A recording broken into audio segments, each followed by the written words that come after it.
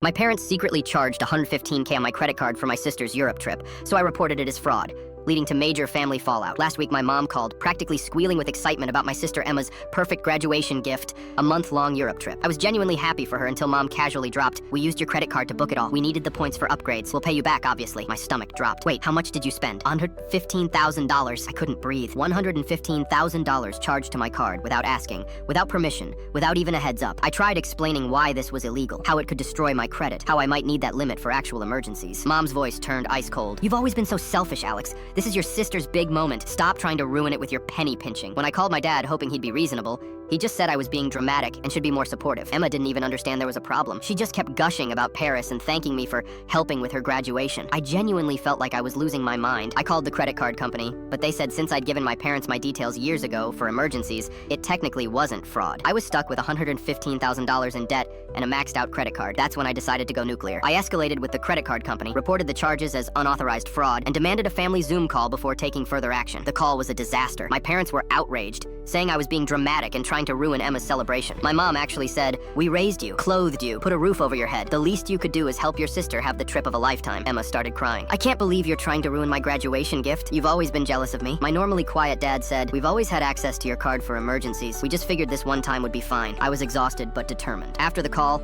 I contacted a lawyer friend who confirmed what they did was actually illegal and I had grounds for legal action. Then I went to the police station and filed a report about the unauthorized credit card use. A few weeks later, the credit card company's investigation came back in my favor. They reversed all the charges. Emma's trip was canceled. All hell broke loose. My phone exploded with furious calls and texts saying I destroyed Emma's life. Emma went on social media and posted a tearful video about how her spiteful brother had ruined her dream graduation trip. Family members I hadn't heard from in years were suddenly messaging me asking how I could be so cruel. I made my own post calmly explaining what actually happened, how my card was used without consent, how I tried to resolve it privately first. The responses were mixed, but what shocked me most was how many people thought committing fraud was acceptable as long as it's for family. Then my aunt called with information that changed everything. She told me my parents had a history of financial irresponsibility and had taken advantage of family members before. I wasn't the first victim. I went no contact with my parents and Emma. It was painful, but necessary. 3 months later, during a family therapy session I reluctantly agreed to, the real truth finally came out. My dad had secretly lost a huge amount of money in a bad investment. They'd been struggling financially for months,